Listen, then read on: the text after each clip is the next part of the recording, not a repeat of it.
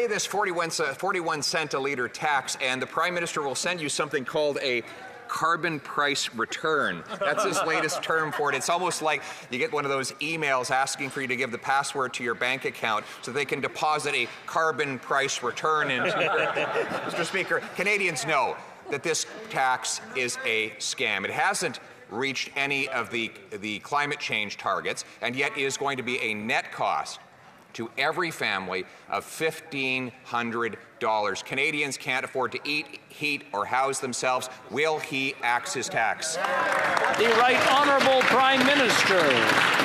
Mr. Speaker, the member opposite chooses to spend a little time in his riding of Carleton, because if he did, he would hear from family members and individuals in his riding who just last Friday received the climate action incentive check to families right across his riding, right across Ontario, in one of payments every 3 months that will total over $1,000 for Ontario families of 4 to help them offset the price of pollution that we've put and continue to build good jobs and a better future for all Canadians. That's what we're doing. People know we have to fight climate change and support families. Honourable Leader of the Opposition. Oh, I have spent time in my riding, and what they're talking about is that they can't afford to put gas in their car because the Prime Minister's carbon tax is already 14 cents a litre, rising to 41 cents a litre. And according to a report, page 3 of the Parliamentary Budget Officer whom he appointed,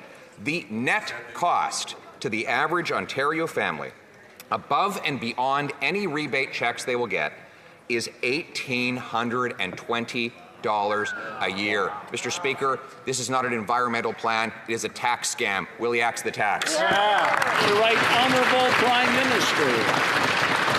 The Parliamentary Budget Officer's report concurs with our analysis that points out that 8 out of 10 families across the country in regions where the federal backstop is brought in do better with the climate action rebate than the carbon price costs them. This is something that is well established. What is less clear, Mr. Speaker, is how the Conservative Party of Canada plans to grow the economy and create good jobs for the future when they refuse to accept that climate change is real and also provides an opportunity to innovate and grow the economy.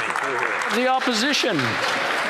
Mr. Speaker, not only does page 3 of the Parliamentary Budget Officer report show that when you add the fiscal and economic costs, the net cost above and beyond the rebates is $1,820 per Ontario family, with the majority, the vast majority, paying more than they get back. And apparently the Environment Minister didn't get the memo. He let the cat out of the bag and admitted that Canadians would pay more in taxes than they got back in any benefits, proving that everything this Prime Minister has said on this tax has been false. Why won't he admit what his Environment Minister has already said and say this is a scam?